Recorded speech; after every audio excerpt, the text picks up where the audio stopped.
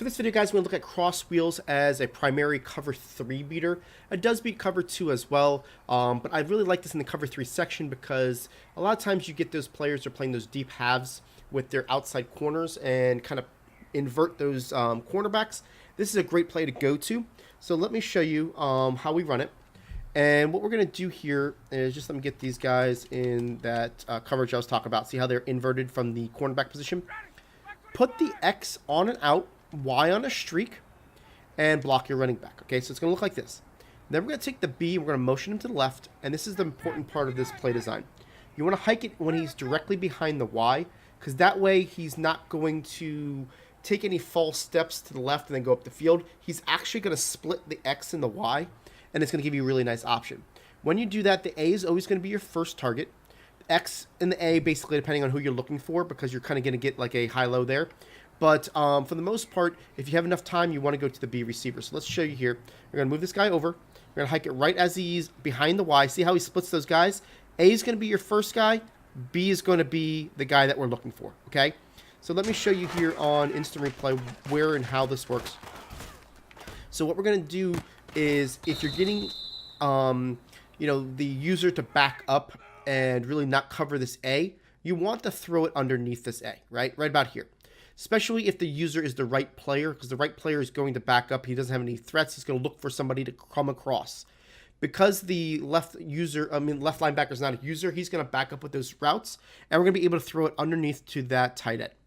Now, say they cover that or whatever the case is, your next option, and you can always throw it to this X really on his break as well if you want to throw it low, because that guy's going to kind of back up a little bit. See how he backs up there? So you have that ability to throw it to either one of those players. But the number 12 here is the guy that we want to throw it to. And see how we're able to get to that ball to the outside because of the angle of his throw and has some good success. So let's try it one more time. And what we're going to do here again is do this. I'm going to do this time in hard flats to show you that it's actually going to work a little bit better in hard flats. So again, X on the out, Y on the streak. Block your running back, move the B. Make sure you go ahead and hike it.